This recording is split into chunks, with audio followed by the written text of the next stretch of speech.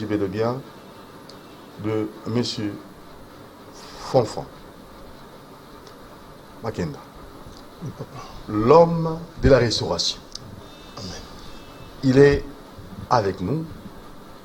Vous allez supporter pendant 50 minutes tout ce qu'il dira.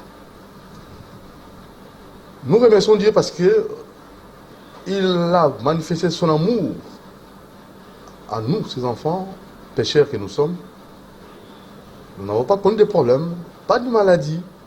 Durant l'année 2020, nous sommes toujours en bonne santé. Nous sommes reconnaissants à notre Dieu. Merci à l'équipe technique qui nous a soutenus et surtout assuré. Là, je vois Moron Djambé, le réalisateur de cette émission Grand H.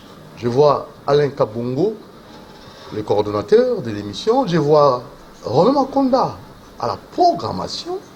Et je vois les exploitants, Bruno Nzinga, Fiston Antunga, Christian Manjolo et Dieu merci qu'il faut. À vous tous, bonne année 2021, c'est déjà le tout premier numéro de l'année. Le numéro de l'année, sans oublier le promoteur de la chaîne, Jean-Pierre Beba Gumbo, et son épouse, Maman Liliane Bemba, à notre DG, Jean-Jacques Mamba, et à tout le personnel, à tous les directeurs de CCTV, Ralik, nous sommes vraiment tous contents pour cette année. Que la paix, que la joie, que le bonheur nous accompagne et le progrès, et surtout à vous, chers téléspectateurs et chers internautes, vous étiez toujours là, nos abonnés, vous nous avez appréciés. Et s'il y a des suggestions, des propositions pour l'année nouvelle qui commence, nous sommes là, nous allons le recevoir. Et notre tout premier invité est un homme de Dieu. Pour commencer l'année, il faut recourir d'abord à Dieu. Nzambe liboso manso sima. Non, non, vraiment, Dieu est bon, il nous a donné cette occasion, 1er janvier, et voilà, il va parler pour nous, pour nos familles, pour notre pays, et pour notre continent, et pour le monde entier. Voilà, Fonfon Makenda. 3 rubriques. La première, présentation. Qui est Fonfon Makenda? Deuxième rubrique, la mission prophétique pour la restauration de l'Église de Jésus-Christ et la délivrance des nations. C'est ça la thématique que vous allez bien expliquer aux téléspectateurs qui vous suivent. Et la dernière rubrique, question d'actualité. 3 volets. Alors la toute première, Fonfon Makenda à Botami Wapi. C'est votre biographie.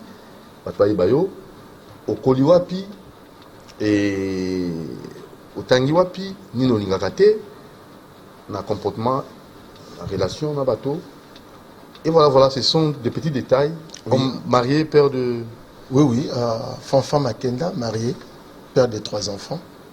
Ma femme, Fifi Landou Zabana, ma femme, et mes enfants. Fifi Landou, c'est vraiment notre petite sœur. Oh, gloire à Dieu. Que nous aimons beaucoup. Il y a la première, la fille, c'est Noélie, il y a Jérémie, il y a Christélie. Ce sont les 3 enfants que Jésus m'a donnés.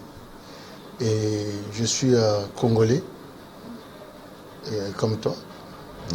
Et na Botami, na Kinshasa. J'ai grandi à Kinshasa. Otangika na Kinshasa? Na Kinshasa, 6 classes na Ista, Ndolo. Ok, ingénieur. Ingénieur, on a ça, l'électricité générale. Très bien. Et c'est... Chez Toumen. Voilà. Et c'est partir dans 6 classes, maman, dans une opportunité au Kenya, dans l'Amérique. Oui, on a dit dimanche dans 2006, début 2007, en 2007, on a installé dans Illinois, la ville à Champaign. Et c'est là que j'ai resté pendant 7 à 8 ans. On a été déplacé, on a commis à Iowa, là où je suis jusqu'à présent. Et on a eu Kinshasa en tant que mon salut, il y a Jésus-Christ, na Kati, il y a restauration. Nini o lingati na comportement humain. Comportement nini aussi pour tarati. Bon, na mukili oyo tozali na déplorant na bato ba na kanda makasi. Na utara ozala mutaba kanda. Ah bon? Avant nazala musali na Yesu. Kanda c'est le diable. Hein? Oui, voilà. Donc, na déplorer à bateau, bah, on a canne dans ma cassi. Donc, voilà. Et Nino Ngarolia. Ngarolia Ming Pondu. Voilà. Ngarolia Ming Pondu. Évidemment, Nino Marcayo, Nandenga Malamu, na oyo pesa opasi mingi. Événement pesa sengo mingi na vie. Évidemment, oyo Marcayo. Oyo pesa ngai sengo mingi d'abord. Tango na komosa la Yesu. Mokolo na teya. Mokolo donc moi si nanga na oteya. Na lala payen na lamoki motei. Olala payen na lamoki motei. Donc conversion na yo et salami tic tac. Tic tac. On a kanzambe. Bien sûr. Peut-être moi sur les agindés. Oui, mais il faudrait répondre événement. Avant ya mabe. Ouais, malam te ba c'est que. Oui, yango wana donc mokolo na teya. Donc moi si nanga na komoteya. Et Zalaki il est au Mososo. J'imagine encore. Donc mokolo wana eleki mikolo. Ebele ya vinanga pour na lo banyo sauter parce que yeso zo sala nanga bolamo mikolo nyonso. Mais ils a marquanga et yamabe na viva yango te mais na monaka orgueil pa ya ba moindo africain surtout sur congolais ba mabanga et tout ça donc orgueil tant na mona ba za nango kata nga mutema parce que Dieu résiste aux orgueils. Donc événement vraiment vous êtes maintenant na mona moto za lolendo ezala lokola na mutema nanga ezozoka. Et préférence c'est loisir, sport, ou salanini. Bon, loisir, tout ce qui est des loisirs, je regarde, je n'ai pas les préférences, c'est les loisirs. Vous aimez la musique chrétienne? Vous aimez... J'aime la musique, mais la musique chrétienne n'existait pas. Oh, comment ça? Votre artiste préféré ou Mélanzambe? Non, ça n'existait pas aux Alandais. Voilà. Musique en peut-être que vous avez une proposition. Non, musique est à badon, est à don, musique est à don, oyo nzamba piscine d'artiste basa musana bon. Moni. Donc artiste à musana mais il y a des artistes chrétiens. Or, ce artiste chrétien, on lui suppose à la quatre église il y a Jésus. Ado sa musala nae étant juste. Voilà. Ça est juste, étant juste. Donc, ayemba na quatre église. Té, face à métier nae. Mais Yesu té, tu peux pas chanter Jésus dans l'album. Ça c'est l'idolâtrie. Il est la vérité. Au moins la mutumo a chanté bakangi na bamakambo mo boye, ma continuer te bolimbisa ngai. Parce que ça musala ya bato bongo. Siko mutaza chanteur à chrétien, tu voyez bien le texte il y a valeur. Texte il y a valeur. Quelqu'un intègre, quelqu'un qui a des témoignages. Tout le monde te témoigner. Vie moi juste à zotambola. Mais quand yemba Yesu lela baba bobini wana nana. Yesu est bien monté. Ah mais tout ça là tu vas vivre nango, tu vas ça pendant beaucoup de temps, oui, bien sûr, c'est pour cela la mort règne encore. Il n'y a pas encore la vie. C'est pour cela la mort a régné. Et ça continue à régner. Tu vois, tout ça, il a eu sur la vérité. Or, il faut te respecter, mais ça l'a abattu. Ce que ce musicien va vraiment y emballer. Mais éviter, bon, déjà jugement avant. Il y a le bac qui a jugé dans souka. Il y a la moisson. C'est Jésus qui va venir faire les moissons. Donc, je crois que les musiciens ont besoin de talent là-bas. Il faut pas ça la musique, il faut apprécier cette mélodie, un message à son bi, mais à la tête à Jésus. Ah, apprécier message, mélodie. Oui, parce que Jésus a le but de bêter la kibino flit bobinité. To yembili bino musique ya mawa ba complainte bolélité. Donc musique ezaka mibale. Ya olela ya mawa na ya robina. Donc obo suko to lo banini. Franco na bango banani ba bandi ba teleboso. Na Franco na ba o. Donc bref basani. Basami ça na bango. Ça soit menuisier, ça menuisier, maçon. Ouais, maçon. Ça footballeur. Aux chanteurs, aux chanteurs. Comment c'est le côté du Nassim? Ah, musicien chrétien. Ah, chanteur. Voilà. Aza chanteur. Bah chante. Tété, on a membre à Israël. Chante répété. Mais ça chante n'est bah lobby bah lèvre na chrétien non se faut lèvre na ça Jésus. Lèvre na il faut ça. Donc tous en ba cantique. Tous ali na ba fruit ya ba lèvre na biso nzamba repesa onzembo na loyembo boyembi on a kati assemblée c'est bon. Oza pe ne sengo koki koyemba yango. Mais oyo ngai bo na ke pas parolier akomelinga nzembo mo na komba Yesu na koti nango studio. En plus, dans une promotion. Ça, ce n'est pas de Jésus, il faut les mettre à côté. Et quelles conséquences? Conséquence, vous aurez adoré Satan. Ouf. C'est trop fort, hein, message. Voilà. En 2021. Voilà, c'est la restauration. Batufo babima na hypocrisie, na idolâtrie, na marambozangi moto na makolo. Jésus-Christ est la vérité.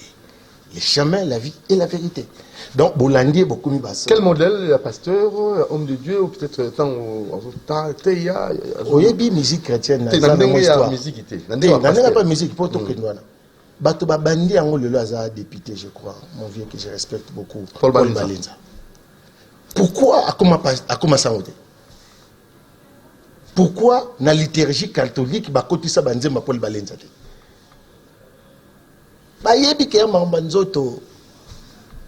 Paul Balenza banzemo na ye ebe taneti na messe que liturgie catholique non nzemo écoute regardez exact ce sont des chorales de l'église catholique qui chantent dans les messes.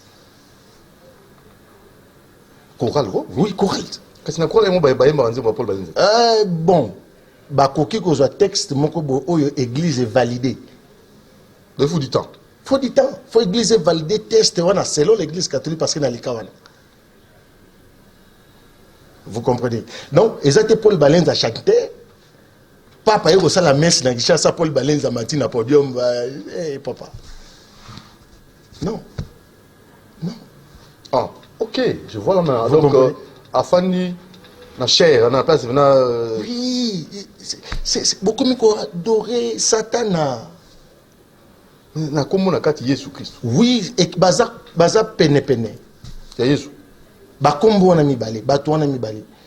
Satan a la lumière, le véritable, le Dieu manifesté dans la chair humaine, Jésus-Christ. Moté ni ya l'ensemble ya markayo, vous avez le roi modèle. Moté Paul. Apôtre Paul. Et Bella va passer ton à RDC. Archibishop. Non, apôtre Bishop. Et un message à Ebandi année oyo tozana elembo ya vaccin à coronavirus bilimo ya bato bakei pe manakimia émission ezali grand H, je crois que makambo minene nde photo to apporter na peuple motei monene c'est Paul. Voilà. Alors en tout cas, rubrique aussi ici. Donc, la deuxième rubrique. La mission prophétique pour la restauration de l'Église et la délivrance des nations. Amen. Thématique Oyo. Mission Oboyenango. Ewuti Wapi Makambo. Nzamba Zolokumu na utu koloba ke Paul azali na nzoto mater na biso. Mais mission prophétique ezali na les grands pasteurs des brebis. Jésus-Christ. Hébreux chapitre 13 verset 20. Nzamba zongisi pour azala motei na biso nyonso. Donc Yesu nde mutazo te ya église na yeko ye azali libanga oyo bango babanaki kotonga babwakaki pierre angulaire. Or église ya lelo batsali yango na kombo ya Pierre. Pierre, à toi j'ai bâtiré mon église. Pierre c'est face qui veut dire Pierre.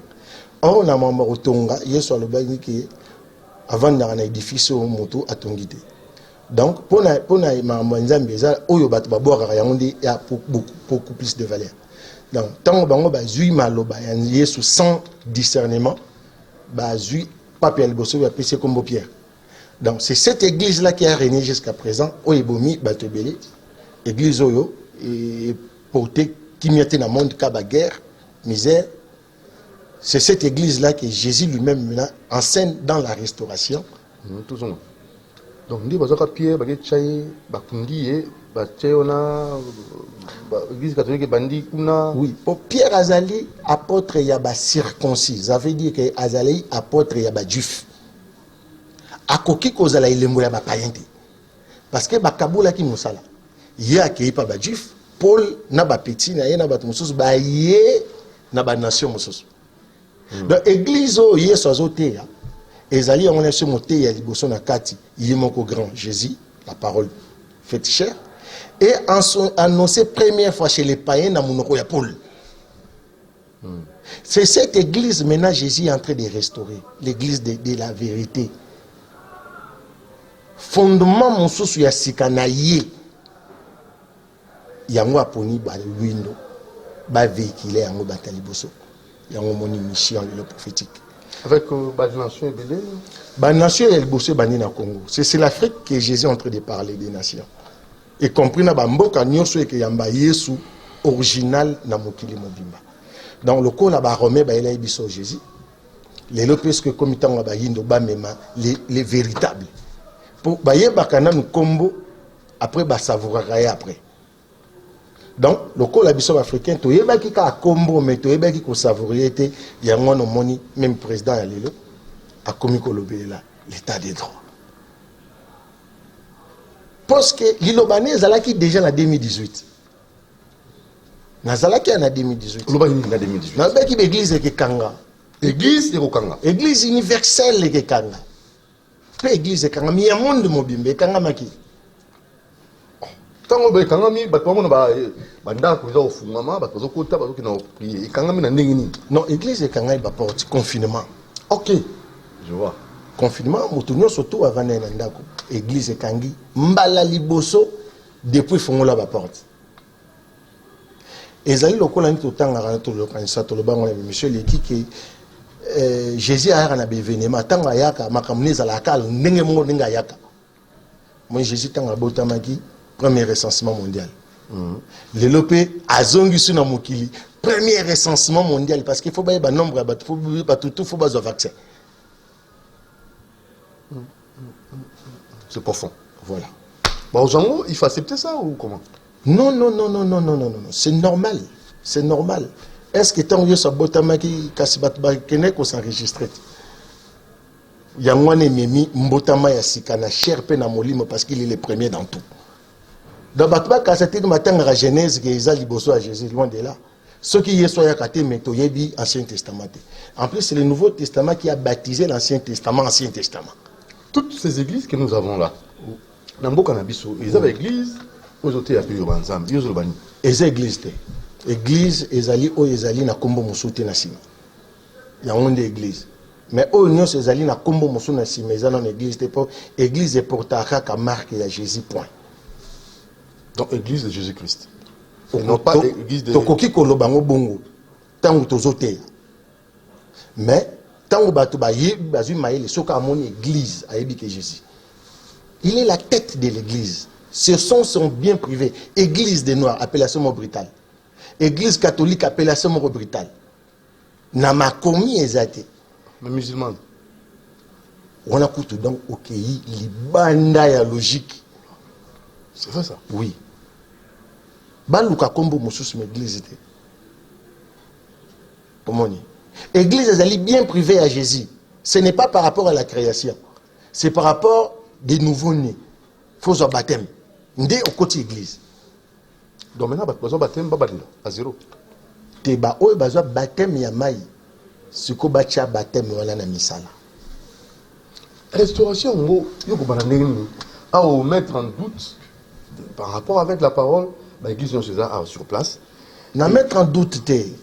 Bangonde babosanaki le père angulaire. Et si kaye soisa ote aso Daniel te Moïse te. Batona comme côté ya bango na sagesse à Jésus donc ba donner changer. Donc contre l'Ancien Testament. Contre l'Ancien Testament pour chercher à enseigner Jésus là-bas parce que ezabo soloté. Et la loi. Loi est à soloté. La loi était donnée à Moïse. Loi est à soloté. Loi est condamné innocent. Au moins, il y a un Jésus a mis vérité na justice. En fait, il condamner ceux qui sont innocentés. Donc, l'Ancien Testament, il y a la vérité. Batonio se bazala béni, bangonio se bakufa, bangon boka la bangon des la misère, tilelo. Quelle bénédiction parlait-il? N'a pas retourné Joseph. On dit que Joseph a zalaki. Après. Même bana batuna boumbo. Au moins ni moto musaloba, oza Joseph a famille na bino. Faut boyango. Parce que même ma famille non souka na ki boumbo. Bato basuka akane libusa zolo, batala musikate. Et le Nouveau Testament? Voilà, le Nouveau Testament, ils ont balobi que vous vivre pour le paradis. Donc, ce qu'on koufi, ok, na isengo, Jésus a le bipé le colo à paradis, on a na mokili, o eurozon centriple. Donc, ezali le colo, mais au moins la moutoumoko, Joseph a famille. Ça, Joseph a famille, les là déjà, parce qu'on m'a mis famille, on a qui boumbo. 2021, une année après, mission église, échec ou réussite. Question, on a dit non. Est-ce qu'on retourne dans le pays? On a dit la question. Vous avez gagné 60 ans après l'indépendance. Oui. Église et récit, mission d'amour. Oui ou non? Église et coquille ko échoué. Mais, batu ba fait échouer église na bango moko. Donc, église ezali à Jésus. Ezoaka kombo ya mboka. Neti batu ba romona la Odyssée, ba Philadelphie. Église wana so ezana apocalypse ya liboso. Ezo ba kombo ya ba mboka wana. Donc, mokolo tozambo église ya Congo. Église ya Congo. Voilà. Ça n'existait pas encore. Mais il faut s'en aller. La mission prophétique. L'église à Congo, et quand c'est ça, la mission prophétique. Oui, quand c'est sensibiliser. Yes, azobenda banana. Après, dans Souka, église naïe. Yango déjà. Temple au Rotonga Namboka Congo. Batongela kaite avant d'aller le remonter na maboka tongite. Mais na elembo toko tonga eloko poto babata mambula. Mais eloko wana ce que poto tonga mango yango pe même ba map dans wana en anglais. Nzela il faut tracer parce que talaka botonga na image na ye. Yango moni même mundele abongisa mboka na parce que alinga tonga lokola Jésus. Nzela ezali ma ezali. Donc mission oyo eza nzela molai. Mission prophétique la restauration oyo. Ezali talakaka église ya liboso ezali na vérité mais ebungisi synagogue comme sango ya quoi et comme ça on a quoi tindika. Maintenant Jésus est venu dans sa totalité. Jésus dans sa totalité. Donc c'est on a Jésus-Christ nous a regardé africain na bikolekoya à cause de la restaurer. Parce que le premier né de la création est parmi nous. Mais le président déjà, hein, en fait, la commission de Zambie, c'est un Zambie. Et ben narabongo pour vérité ya. Au président Sali. Et ben narabongo. Il fallait qu'il Paul aille à Rome, envoyé par Jésus qui ne se comparaître pas à César. On l'a donné à César ce qui est à César. Mais justice à César, on te condamné à Jésus. Mais jugement ne salamara bien te. Yango Jésus a tindaki Paul na Rome pour qu'il ne se comparaître. Likolo il y a justice il y a César. Et tant Paul a commis wana balobi qui est plein de zate. Et que moi ba yamba ezate et commis transformé senga ki sikoli lo banzambe ete yama. Yango moni ba Rome ba yeki ko zoma ile na sima nango après. Leader il y a mission prophétique ezana Jésus. Et bon yo ozana serviteur na. L'église et la restauration. Restauration est un mouvement. Ezali mission prophétique. Bana na bango, baza en Afrique, baza na mboka bapaya, na mboka Ba représentant. Oui. Nenge prophète ya nenge batu babenga ka prophète mais c'est un apôtre de Jésus. Simon Kimbangu. Alobaki bana mboka ba ruta libanda ba roya na Bible. Ah vous croyez là Simon Kimbangu? Mais c'est un collègue de travail. Donc, au même na titre, on a Simon Kimbangu. Oui, pareil. Mais tout. Oui, pareil. Ça veut dire quoi? Mais Mokitani c'est mieux. Pour y Simon Kimba. À comment qui pété? Yo za Mokitani. Ceux qui à l'obaki ban voulu si ba oyana li lobanzambi. Botang la Bible. Ba il toyena. Donc on a mis na plateau Mokitani. Ya fumo Simon Kimba. Nzamba za lokumu soki za bongo. Est-ce que yebi ba difficulté au kutana? Résistance au Koutanango. Ce qui va boy koyoka, ni ne koya. Ce va boy koyoka, l'église de Jésus à la restaurer. Lilo banza mende en autorité. Yemoko mutasondara les reins et les cœurs. Au début, dans l'Ancien Testament, baloba verset balobi. Ils allaient qui prophète moko Élie, comme il n'a pas de souci. Ils nous ont rassuré qu'il y avait encore 7000 namboka là. On a nos bagumba qui m'a coloté pour na solo quoi. Mais Yesu tango aye atali bato bazokumisa ye ba pharisiens na ba scribe balobi non faut kanga bato na bazocha makele na Jérusalem. Jésus alobaki so na kangi bato yo na ola musama banga. Si génération o babo koyoka restauration pour le banzambe ya ola musama banga. Fanfan Makenda message yo ba pasteur mususu ba informer nango. Pour organiser un séminaire pour atteindre Batonios. Na uti kolo batanga botama ke za kindemo.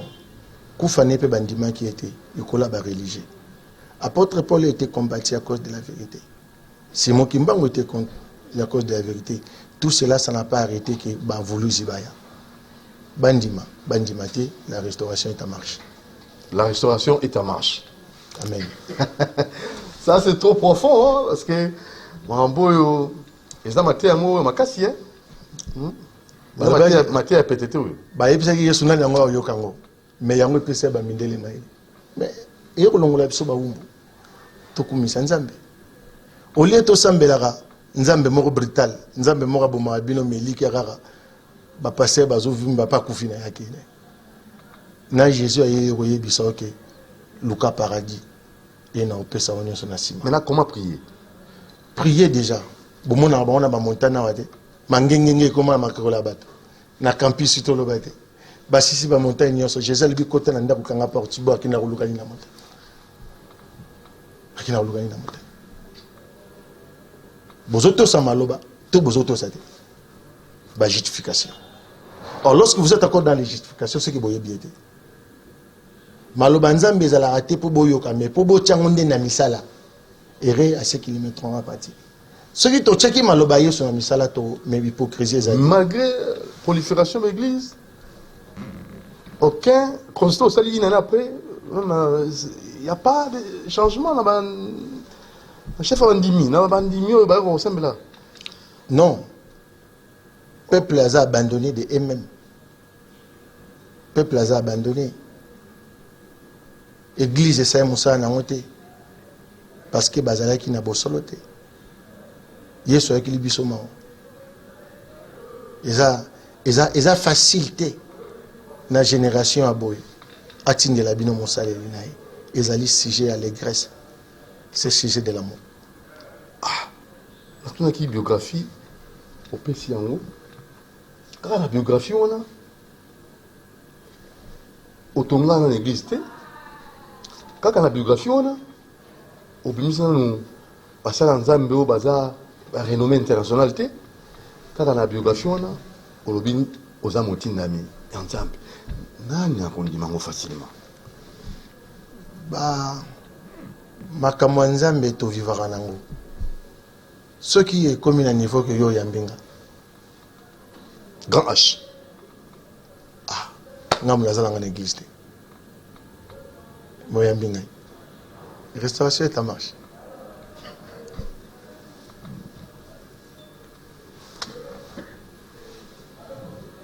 Dans ce qui m'a tango Nzamba zalokum parce que tango kosika parce que même souci na ngai toki na rubrique oyo ya misato likambo ya mboka na biso parce que l'union sacrée mise en place tôt ou tard fait dans les jours à venir au gouverneur Goya mois ou jour on ne sait pas mais seulement gouvernement Goya kaka na invité yo en tant qu'homme de Dieu ou une restauration Vous croyez à l'union sacrée.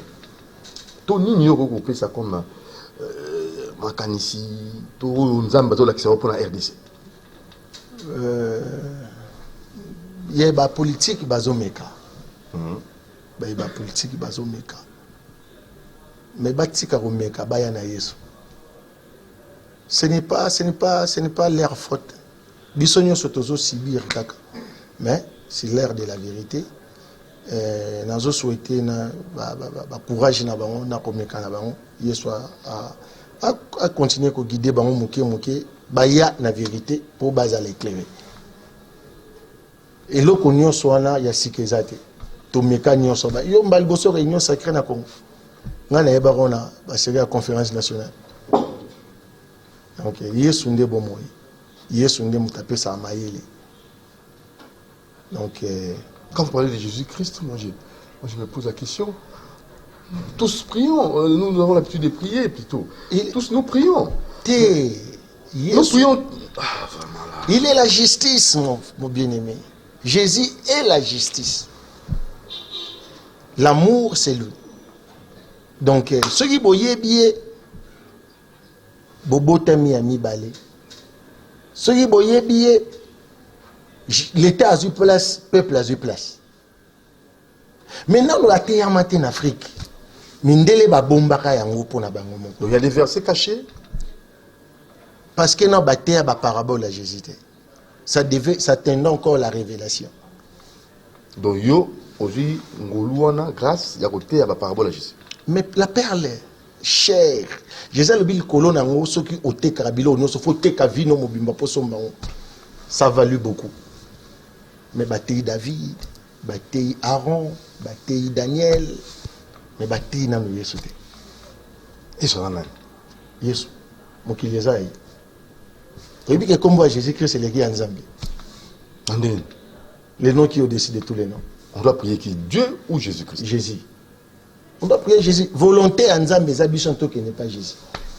Donc, ma passé battu à non, l'Éternel m'a dit, l'Éternel m'a fait, l'Éternel m'a... Tout cela, bidon. Vous servez Satan. Parce que Zagi Kombo Zagi Aka. Satan a n'est pas tika na makamboka.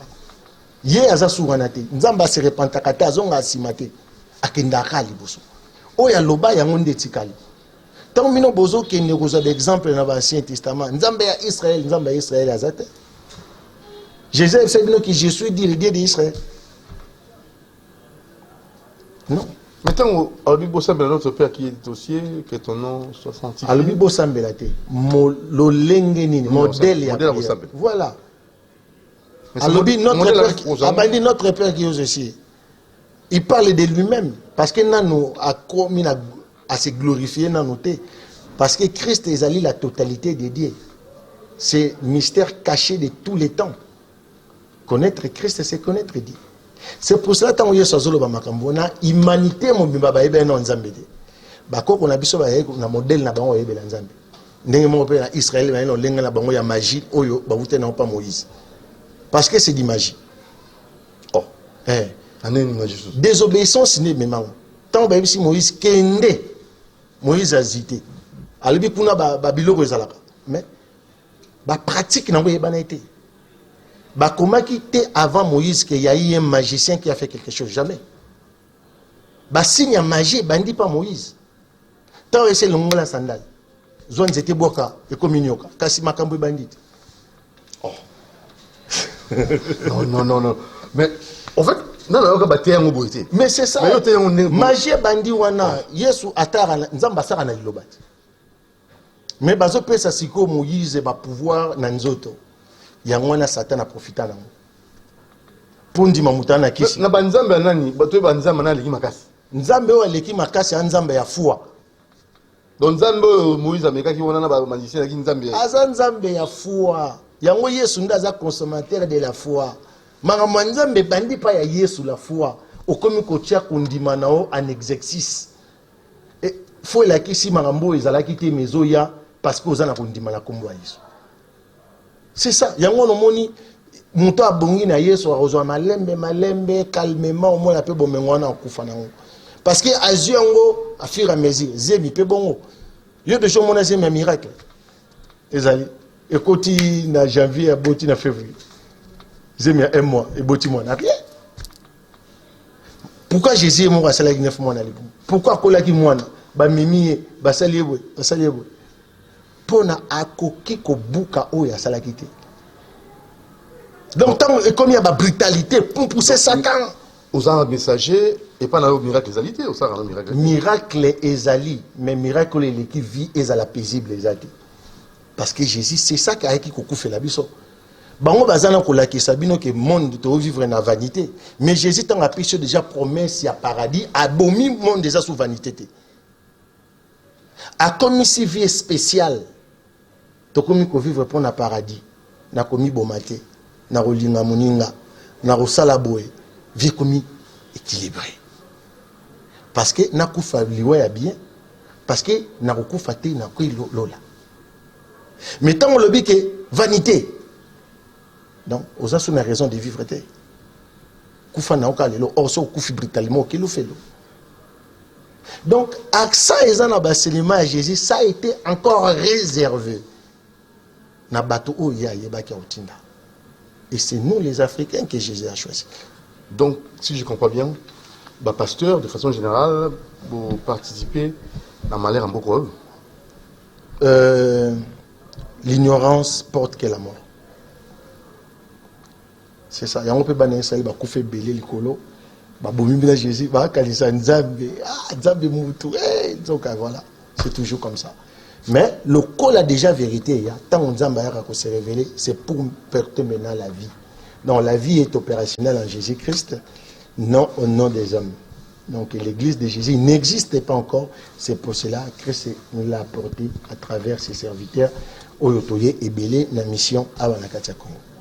5 minutes nous séparent de la fin de cette émission Grand H. Un message peut-être, vous avez un programme pour la restauration, pour procéder et un programme au besoin pour travailler bas. Nous avons une conférence, l'été il y a Liboso, il y a 2021, il y a restauration, puis maté il y a Liboso, il y a restauration en Afrique. Pour présenter dans Congo-Brazzaville, dans Kinshasa, qui représenter restauration dans Congo-Brazzaville, mais le 10 janvier 2021, pour Bengsi Batnotel Meriba, Kinshasa Gombe, numéro 3, avenue Gemena. Baya, c'est pour la première fois tozoté à Yesu en Afrique. Atématé. Thème nango arbre de vie. Tu dis arbre de vie, c'est un jardin de Dieu. Thème nango yangwana. Sikoyo tozolia na mesisa. Tokisana makasi. Tokobuka na bambuma. Toko banda yango midi. Si toko tenir compte il y a confinement. Bah, peut-être avoir précision. Il y a un numéro ou... Oui, il y a des numéros. Il y aura des numéros. Ils sont disponibles. Ça dépend de eux. Sur le commandement d'écran.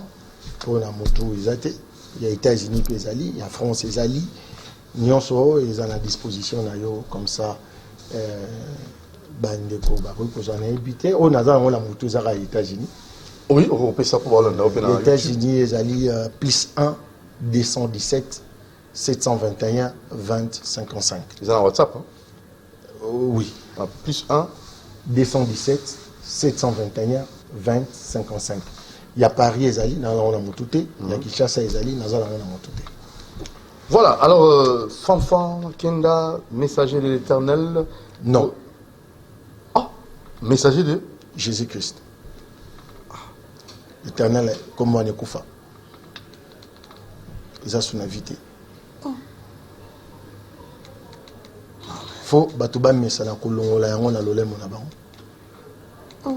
Ya, on est mireni à Satan. Parce que combo l'équipe a combo l'Éternel est mon berger.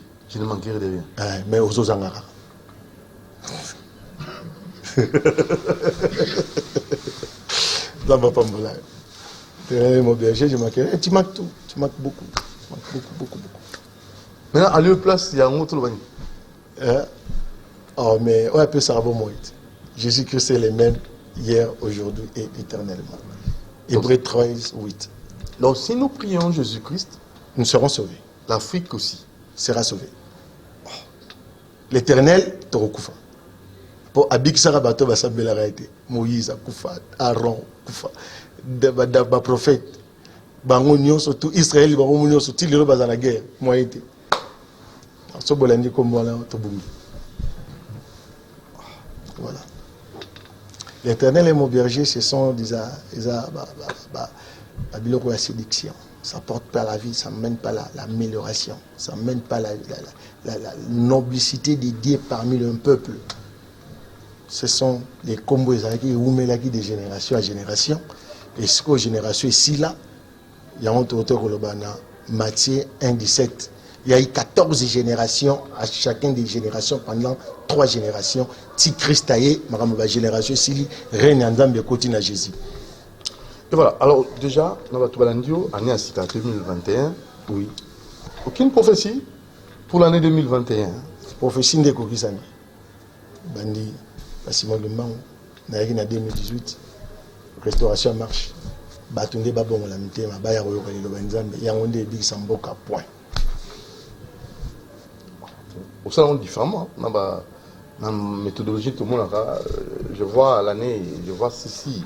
Je prophétise l'année 2021, l'année des grâces, l'année.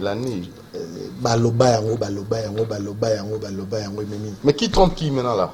Celui qui trompe, celui qui parle le mensonge au nom de l'Éternel. C'est celui-là qui est en train de mentir et détruire les peuples de Dieu. Mais Nasuke Ezali. Nasuke Ezali, mentalité, bomoko, bolingo, isanga, église et bandi, na kati d'Afrique. Vous avez les moyens parce que ça aussi, Mabonza et Pessamaka. Tant on appelle ça la vision. Dim, Mozaka. Dim, il faut payer la taxe dans l'État. Moïse a dit que Salami Baye. Avec Moussa Nzambe, il a dit que chef à peuple. Dim, il y a des taxes. Et ces taxes, c'est à mort. Non, il y a plusieurs taxes, comme il y a plusieurs bimes. Reprise, il faut faire des taxes là-bas. ONG, ça font le mikanda, il faut faire des individu peut faire des taxes à 100 000 euros. Il y a un peu de temps. Si on a un billet avion, taxes à 100 000 euros. Il y a un peu de temps parce qu'il y a des taxes, il y a des différentes façons. L'État a pour ça, bon, ça là, il faut foutre la taxe. Nous, c'est pour l'enlèvement. Et l'État a moins dans la carte. Et les désœuvrés, tout le monde a moins bon. Bateau, démini, l'État a besoin de taxes, ça a été un diamant, ça a été un pétrole, pour sur un bateau, dans la bonne santé. Surtout pour ça l'enlèvement. Surtout pour ça l'enlèvement. Église est coquille sur l'État. Église est sur l'État, mais à solo, il y a État na Église. Au le roi Mindele, l'État va vivre, tala, bouton ya, mboka moko, appelle comme au Vatican. Ah, Église, l'État soit sur une église. Église est sur l'État. Parce que classe, l'État est créé, c'est l'Église qui a créé avec l'intelligence que Jésus leur a donnée. Au lieu qu'il y ait anglais, français, ou latin. La langue oyo et qui pratiquent dans quatre églises.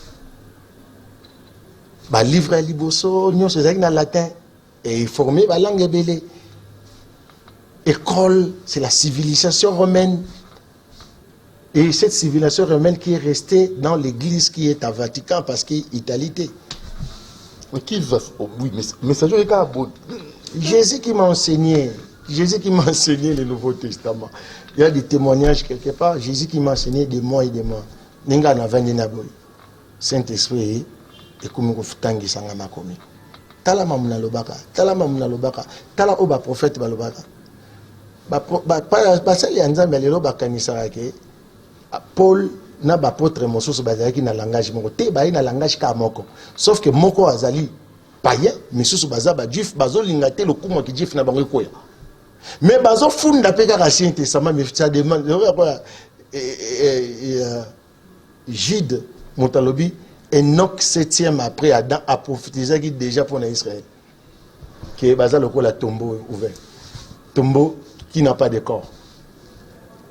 Au moins tant autant Enoch yolobi a ba crédibilité à Saint Nzoka tant prophétie na ye elinge lobanini elinge loba Israël les athées. Tant que le ça la tombeau mais en amoutou. Donc bon il y a ce que quand moutata amuni enoka bien mais est-ce que la sagesse au copain de Mambelo maman. Ça va parole d'écriture inspirée maintenant ah voilà. Ça pose problème maintenant. Ah voilà. Hein? Voilà, c'est ça. Et belé barolé quand on moni Jacques Alobi bataille. Tous à la mingité. Pour ceux qui ont belé tu risquer un moment donné biso tout au lekana. C'est que tout lekana nombre. Ce cas bataille ba combien belé les mbaliwa église. Bah ça il va moquer bilangé mon. Voilà, par la foi. Ba ganga raté. Mais bazana misala. Ba ganga raté. Bazana misala. Bouré babamon na misala na bango na maloba te. Alors quel serviteur de Dieu ou le paysan là été monte na testara bango est-ce que basala est-ce que mboko yo kimi ezali est-ce que mboka yesu azalaka ezanga kimia voilà ceux qui te moni mix na misala ezate à qui la faute alors biso boso senga bozo zo te c'est bosenga mabe bosenga l'éternel au lieu bosenga Jésus tout est bloqué. Merci Fanfan Makenda, premier invité à 2021, Toum Nasuka. Beaucoup m'ont si Nzambe. Ah, lui Nzambe. Oui, c'est Jésus, non. La totalité de Dieu. C'est par la volonté de Dieu qu'il était établi, les grands sacrificateurs. C'est la volonté de Dieu que nous suivons. Et comme Jésus est la volonté de Dieu, c'est lui qui est Dieu. Yo mona la Bible comme Dieu est le roi des rois. C'est Jésus qui est le roi des rois, le Seigneur des seigneurs. Au nom de Jésus-Christ. Tout genou fléchisse. C'est la fin. Amen. Voilà, retrouvons-nous demain samedi à 9h10 pour la rediffusion. Abonnez-vous massivement sur la chaîne, sur YouTube. Plus 243 89 61 52 634. Plus 243 89 61 52 634. Si vous voulez avoir des précisions ou du mieux, vous allez inviter pour coller. Merci beaucoup. Ciao. De nous mentir, vous aime beaucoup. Merci. Le messager de l'Éternel, Fanfan. Non. Le messager de Jésus-Christ. Naza sensible na romboye so. Le messager de Jésus-Christ, Fanfan Makenda. À la prochaine. Amen. Merci à Moro Zambier à la réalisation. Merci à Alain Kabongo à la coordination. Merci aux exploitants. Je crois que c'est Fiston Tunga, c'est bienvenu Demersi Kifou, Mounon Zinga, Kissia Manjolo et Ermac à la programmation. Ciao. Au prochain numéro.